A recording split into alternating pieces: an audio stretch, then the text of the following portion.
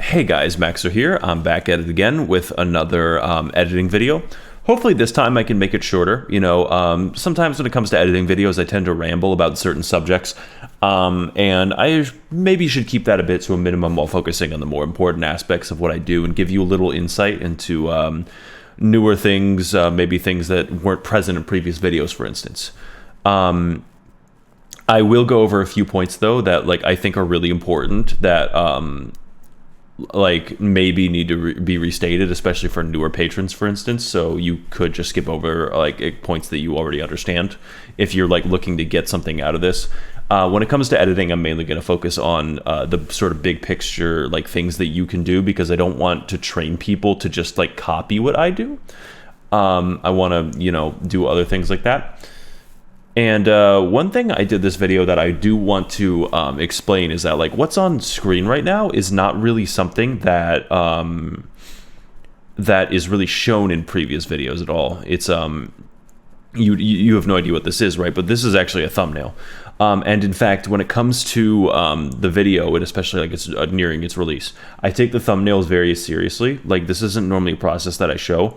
However, when it comes to thumbnails, I'm so familiar with how coloring works and how layering works in Adobe Premiere that I actually tend to like producing the final thing of thumbnails in Adobe. So for instance, this text over here and the way that it overlays over Leon's face, that's all done in Adobe.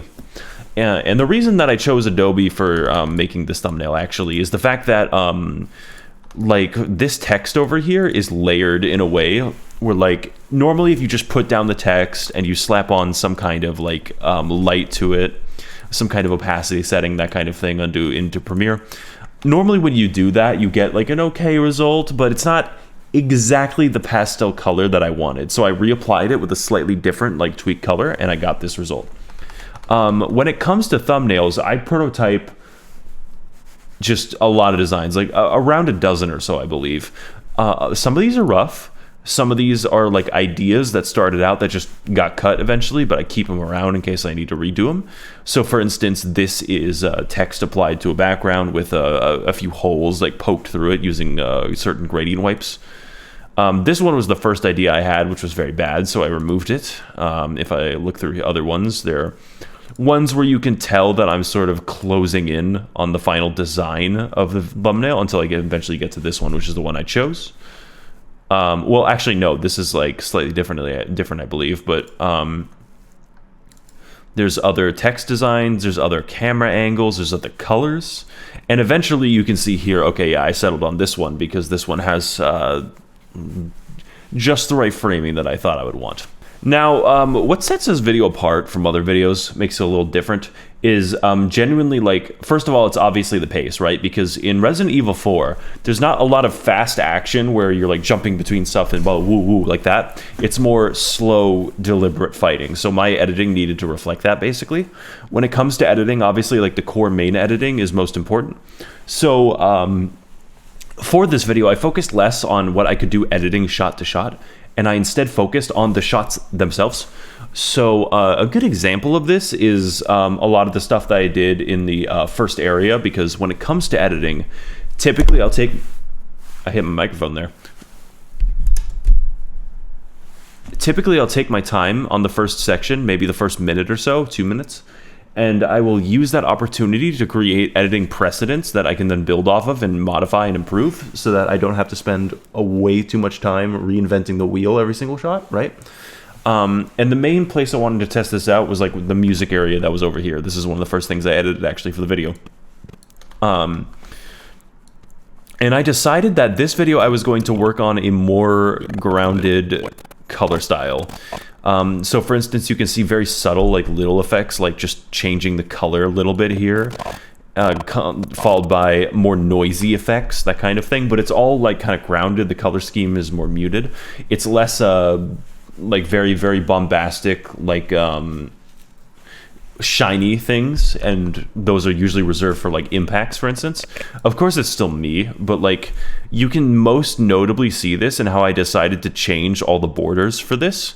Normally when I create little border effects, I typically have them look like this or so. where it's kind of this bar and it has this very clean look to it. But I decided that Resident Evil 4 doesn't look like that. Resident Evil 4's visuals don't match that. Resident Evil 4 is more about this like muted, kind of gritty looking art style. So I decided, like, okay, if the whole game's gonna look like this, then my shit should match, you know. So I typically reserved color, like big color especially, to impacts like this. They don't last horribly long, and I include a lot of noise in them actually in order to like match up the way that the video is like working out. Like for instance, when I color graded, I actually do a very, very simple color grade here, much simpler than other videos actually, where it's just red, you know what I mean, and there's a bit of shiny stuff here and there that I added on top. Very performance heavy stuff, by the way. If I were to tweak this, it would just destroy my computer. Yeah, I can change like the colors of certain things being highlighted to be white at will. And that's like one big thing that I did this project that was like different, was I automated a lot of processes like this. You can see here that like this effect here, this like sort of this red coloration on bright spots here. I can tweak this a lot by editing like little individual effects that make things like a little different, where this basically like rings it out, makes it bigger. I set it up so that I can change a keyframe with gradient wipe to make it bigger or smaller. And just in this effects panel here, I can take this and I can change, let's say, the color. So I have a lot of like little options that are all available just right there. And what I did in parts of the video was I invented like this system here. I created like a system right here, and then I can just copy paste this system to somewhere else, and then edit it as needed. And I could edit also, like for instance, the opacity, so I could have like a different kind of look with these lights here. I could have it be like more orange here, just kind of like a different like layering opacity kind of thing. And I use this throughout for a lot of attacks. Like if it loads, like here I use it. For instance, I use a slightly different version. Actually, it's modified so that it's more exaggerated. There's bigger glow, and it's more stark. And then I have it fade out as the impact ends, that kind of thing. So that's like mostly the visual secret I have. You can actually see this up until the very end here, where I will be actually using this effect instead of 4 impacts. I adjusted it slightly, and I proceeded to use it to color the fire in the background. So it's very versatile. And obviously, if you've seen editing videos from me, you probably understand this by now. Like it's something I repeat very often, but I exploit the brightness of clips, if that makes sense. The reason that I can make specifically the fire with very little other artifacting, like tolerable other artifacting, the reason I can make the fire this way is because I'm using an effect called gradient wipe.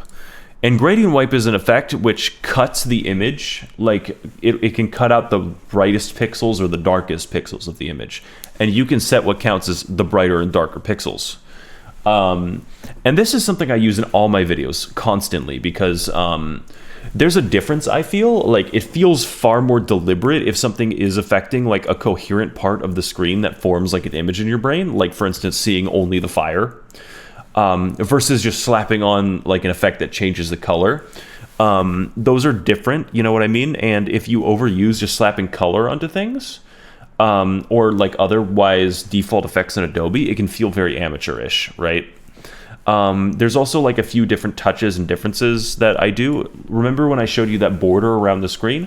Well, this is actually pretty much the same thing. Like this border here is pretty much the same thing, except with a different color and a different opacity setting. A lot of things are like modified and tweaked and repeated over and over again so that they can have that like specific look that I want. This video had a lot of like really crazy blending though. Like I still had to reinvent methods a lot of the time, and most of the time they were very laggy. One way that I was able to do this with further ease is to install a plugin called Sapphire, which gave me access to more wacky visual effects, most of which I don't use. But a few of them, like Ecto, for instance. Ecto is actually what I use to give the fire its look here. So I use it. It was intended for text. It's an effect that finds the borders of an image and makes them glow. and it's usually intended for text, to make text glowy. But I decided it doesn't really have to be restricted to that, because I can cut out a portion of the thing and use Ecto. Anyways, when it comes to Sapphire. When it comes to Sapphire, sometimes I had to smear shit onto the wall and see what sticks. Usually it's scenes where like the screen gets overwhelmed with a big effect like this that you will see it most noticeably. So for here, for instance, this is not like exactly what I thought of when I like was trying to make the scene in my head. I just wanted some kind of weird thing to come on screen. And I decided, and this is awful, to do this. I apply a gradient wipe to the screen, which onto like, a duplicate layer, which slowly comes in and takes over the screen. On top of that, I have a bunch of noise and glitching. I have a color adjustment. Then I have that Ecto effect again, which makes the edges glowy. On top of that, I changed the brightness and saturation to be very highly contrasted. And then, let's see, so now it looks like this. Like I took a glow and then I made it highly contrasted. So I was thinking about using this. And I decided like, I kind of want things to be like a little more subtle than that. So I decided to like colorize the edges of them sort of like this. But it was a little, it's too dark. It's a little too like messy. So I decided that, no, actually I didn't decide this. I just tried a bunch of shit until it worked. For some reason that this effect tends to restrict it, hold it back in terms of color. And produces this really weird trippy effect that just like is jittering and glitchy. But also has these very muted colors that fit very well with Resident Evil 4. So a lot of the time I just have to experiment. That's one of those scenes that just takes a while. Like it's unfortunate, but it's a bad idea to obviously copy everything. The hardest parts of these videos was the dialogue, I would say. Like genuinely quite difficult. Writing, executing, getting voice acting. One thing that's a little different is like when voice actors get a hold of things, typically they'll do something that's a little different. And trying to get things to mostly sync to their mouths is really like difficult. I think I went over this in my watch along, but one big thing was shot continuity. But also when it comes to this video in particular, like this video, people remarked more that they could follow it. That was intentional, obviously, but it's intentional in the way that I edit it to fit with Resident Evil 4. Everything that I do, like all these changes, all these things that I normally do or that are different, are to fit Resident Evil 4. So when it comes to scenes like this, one big part is knowing when to use editing and when to not use editing. Like for instance, because the scene is very, very quiet, because the scene is very, very quiet. If I wanted to just edit in like color like this to emphasize that something is awkward or weird, I felt the need that I had to insert like a sound effect here. And finding the right ones is weird. I have a giant like repertoire of sound effects. Like if I go to my video assets folder and under my resources folder, I have a bunch of like things lying around that I comb through if I need it. And then if I can't find exactly what I'm looking for in here to edit, for instance, then I will go onto YouTube or some other source and just look things through. So I have like things that I've used a lot. Things that have appeared like in multiple videos. I have dust overlays on the bottom over here. I have mostly sound effects. I have a bunch of shit. I have a few Photoshop files that I need, a few burning images, burning digital glitches, blah, blah, blah, blah. And part of building that folder is just working, like just editing. Like you just have to build that folder sort of and get an idea. So I imported Minecraft Cave Noises because I thought like, oh, this is kind of a creepy, kind of awkward sort of vibe that I'm going for, right? Maybe it's not exactly right, but it's fine. One other thing that like my format was allowing me to achieve this video that I really liked is that it can do little subtle things. Like for instance, that these torches are actually pink.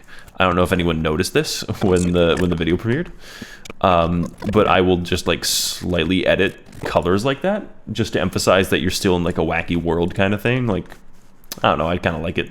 And of course, a detail that I like to emphasize with people, this is something that I've repeated often, again. However, it hasn't been repeated recently, so I think that it bears repeating. The two things that really make like my videos in general, but in particular this one, is keyframing like understanding keyframe types and like looking up a tutorial on that at some point, and understanding opacity settings. Those are the two things that like I exploit the most.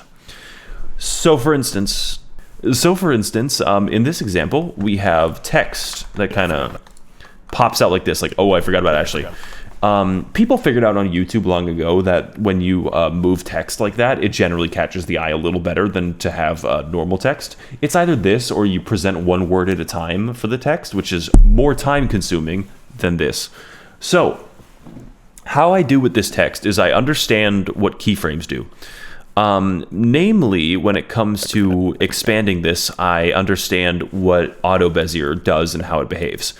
If I were to change these to be the default linear and not touch the keyframes, it would look like this. I forgot about it. It's like okay, but it's not the little subtle bouncing motion that I want. I forgot about it. Where it's a little bigger here, and then it goes like ooh, and then it retreats. That little bouncing motion is what I was looking for when it came to this text. So I did it, and when it comes to auto Bezier keyframes, there are a bunch. Typically, you only have to pay attention to linear Bezier and auto Bezier, maybe hold if you're being fancy. And how auto Bezier works is it kind of rubber bands it a little bit between where it factors in its previous momentum. So for instance, if I have a keyframe where it is expanding really fast, so two keyframes here, one where it's small, one where it's big, and then I have another keyframe further away, a little distance, where it is just a little bigger, it's going to factor in that it wants to grow, but that it doesn't want to grow as fast. So it rubber bands, and it's a little bouncy. And that kind of bounce is like what gives it that little charm and little character. I do this for everything. Like, I do this for just opening shots like this. Just very, very slight zooms, very slight blurs that I do, like this. I do it for the motion here when he goes down, so that it feels like it pans, but like in a natural way, if that makes sense. And that just requires like an understanding of like where you want it zoomed, what kind of motion you feel like doing. But I use that particular motion, like that set of 3 keyframes, very simple, everywhere, all the time. And I think that it's very important to understand them if you want something to look this good. Another thing that completely makes or breaks this video is opacity settings. You definitely have heard me talk about opacity settings probably, but it bears repeating that I won't explain everything here, but opacity settings are important because without opacity settings, for instance, this text just looks kind of boring. It's all right, but it doesn't look like it's part of Resident Evil 4's world, if that makes sense. When I add a little bit of that transparency, when it has a little bit of that texture behind the text, when it factors in like the lighting of the area, that is when it feels like it's truly like present in the world. And I use this again all the time. If I go back to the village example here, in the intro or so, about 2 minutes in, let's take a look here. I have all of these overlays, all these very, very pretty looking overlays. But the thing about these overlays is that I mostly am tweaking color. Like, that's what's important, because if you try to add brightness or darkness too excessively, and you are changing just like, let's say I put this on overlay or something like that. Actually, it doesn't look that bad. But this is what it looks like normally. This is what I'm actually producing. This is the image that's actually being made right here. And it's very, very glowy and bright, and of course too far out there. Very, very dumb. Yeah, that's bad. And I'm intentionally producing these images because they look good when you change just the color. When you create this mosaic of hell, it's worth trying to experiment if you can just, what does it look like if I just change the color? And for that reason, most overlays, most effects I do, are not effects applied directly to the clip. Most of the time when I want to apply an effect, I copy the layer and then I apply the effect to the layer above, and I will experiment with different opacity settings. Another example here. Let's look at this here. This looks pretty interesting, I think. It's this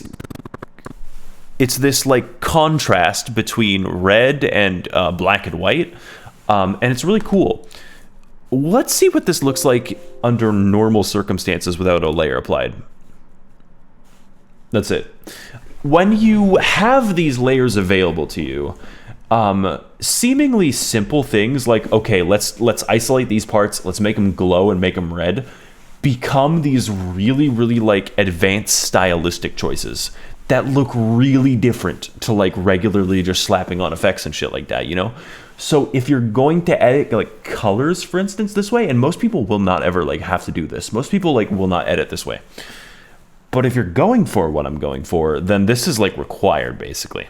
Now, of course, let's go for like a little tidbit in this video that's different from all the others. Show off something that's really, really stupid looking. Something that like hasn't really been seen before. And that will be the cabin scene. The cabin music scene, like, these music scenes aren't super special. I don't, like, go as crazy as I have gone before, obviously, because Resident Evil 4 is not a very fast game. But what's really important for music is that once you choose it, and you have to recognize if you can use this. Like, is this music the speed I want? Literally, like, everything that you want to edit and you think you are capable of editing with your skill needs to like have music that fits that. I see editors who like fast music but don't like editing as fast as the music's beat for beat, and they suffer because of that. So one thing I did here was I really liked the pacing of this Yakuza 0 song, but this Yakuza 0 song is a problem because it'll have like a beat like da da da da da, and then in between them, it will have these big electric sounds like that. So for instance, it sounds like this. You know, da da. So I was like, okay, well, I want to use this for the ending part. I was planning out this entire scene ahead of time. And I was like, well, I want to use this for the editing part. For the ending part. I like it. You know, I thought that it would be good. In that context.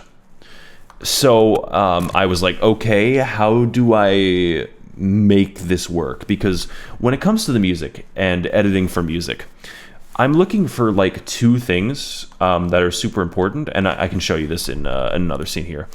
I'm looking for like a good opening and like a good ending usually. And a middle, like, can I use a middle for this? Like, what parts of this can montages be set to? How do I transition to different parts? So, for instance, this part here, the conclusion beat for the final fight. That's the middle of the song, okay? That's the middle. And I had to plan out, okay, well, I like this part. I want this to be the ending. How can I attach this to the ending of the song, the actual ending of the song? And I moved heaven and earth to make it work, basically. Sound editing like this, to make it subtle, to make it like work, is really like hard. And you have to change your project and restrict things if you want to stick to certain music. How did I get from this part to a part that kind of sounds like an ending? Like,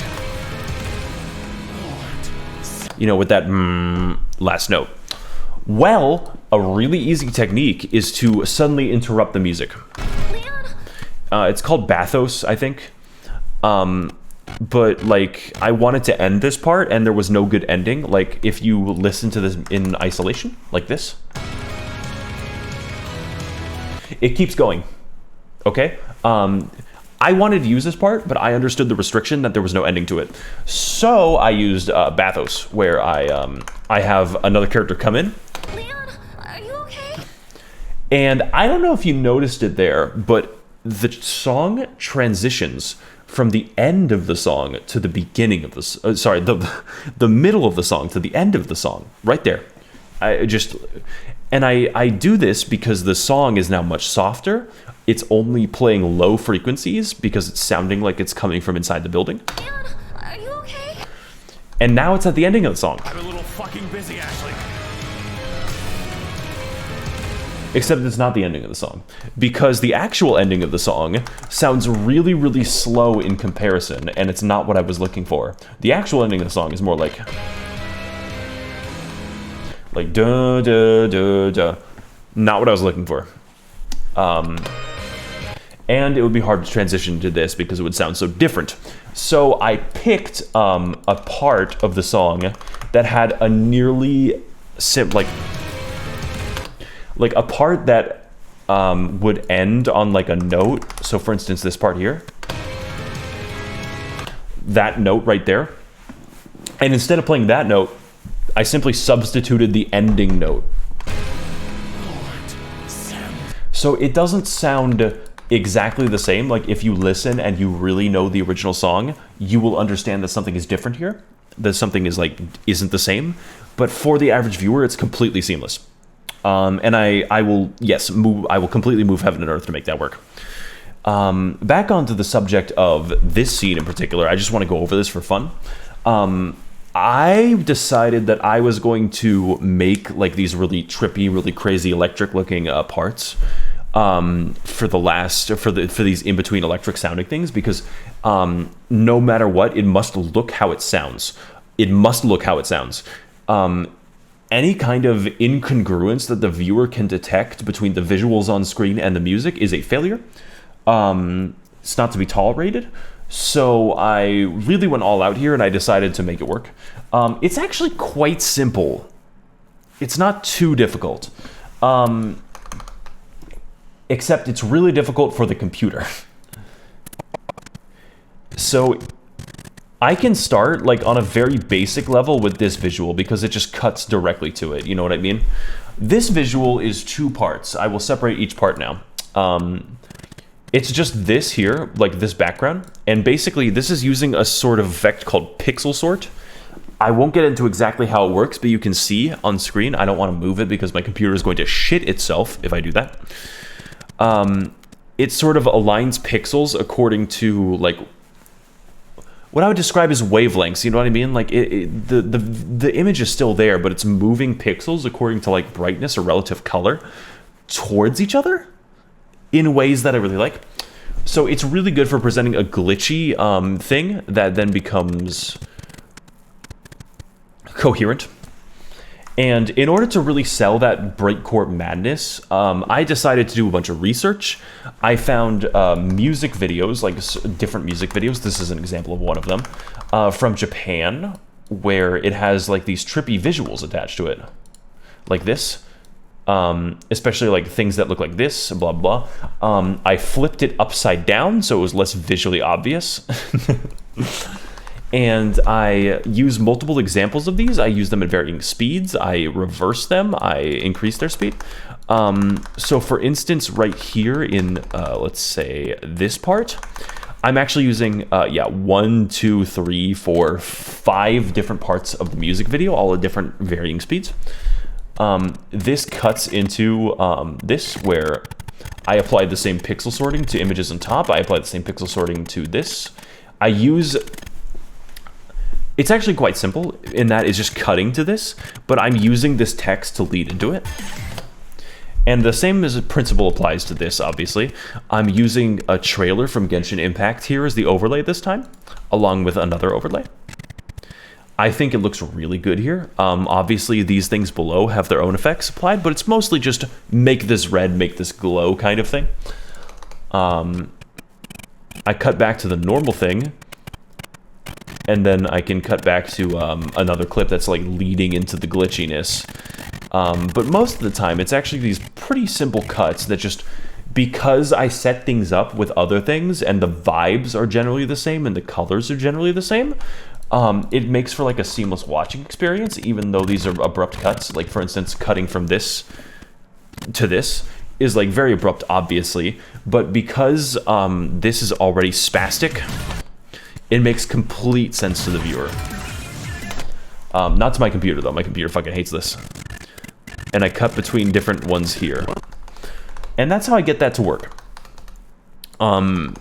It's really cool. I like doing little things that are totally new to me every project. It's really fun. This is possibly the limit in terms of like completely incomprehensible editing.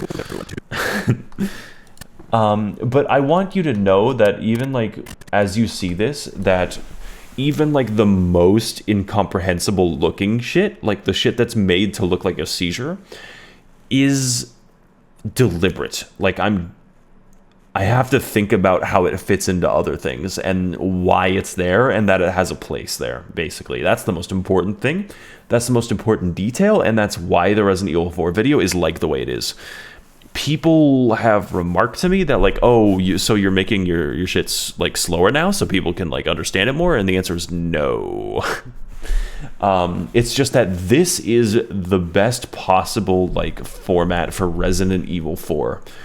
And that is the reason that I choose to do the things I do. So, you know, be flexible, try to think things through, plan sections out like I do with my music. You know, think about how things are going to fit into each other, basically. That's the most important lesson.